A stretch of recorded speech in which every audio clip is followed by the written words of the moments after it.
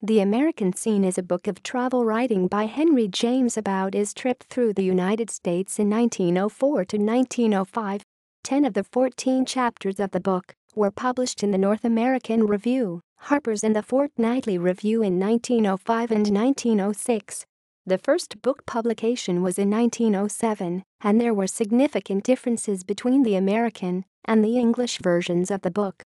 Without question the most controversial and critically discussed of James' travel books, The American Scene sharply attacked what James saw as the rampant materialism and frayed social structure of turn-of-the-century America.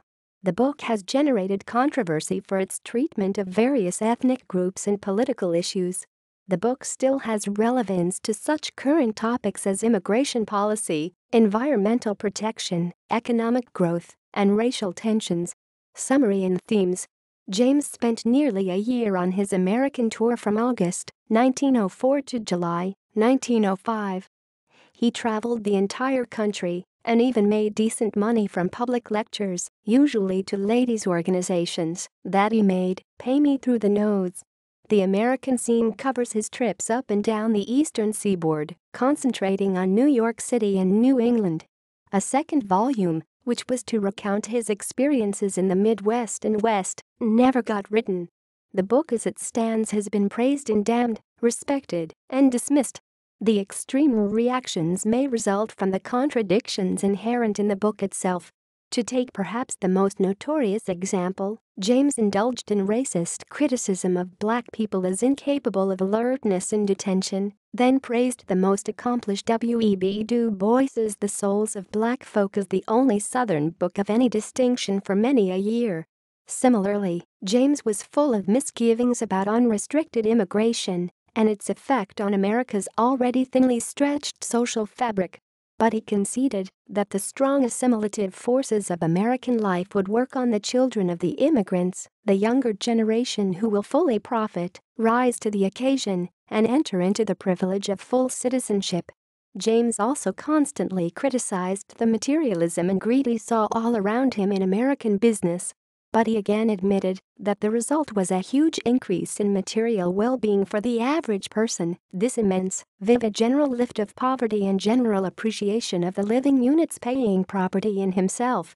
It was in this widespread prosperity that the picture seems most clear and the way to jubilation most to open. Yet it must be said that James' account was finally a grim one. In the last section of the book he denounced America's spoliation of the great lonely land, its frantic economic development, and its festering social tensions. The consequence was a devil's dance which made the future look uncertain and threatening. It is no wonder that this final section was omitted from the American edition of the book, much to James' indignation. Table of contents. Critical evaluation. Sharon Cameron, in her study of James' concept of consciousness, uses the American Scene to introduce her thesis that James is counterintuitive in his representation of consciousness.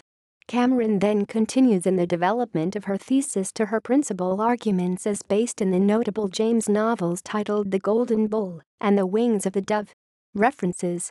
Henry James Collected Travel Writings, Great Britain and America, English Hours, The American Scene. Other Travels, edited by Richard Howard, New York, Library of America, 1993, ISBN 0-940,450-76-3.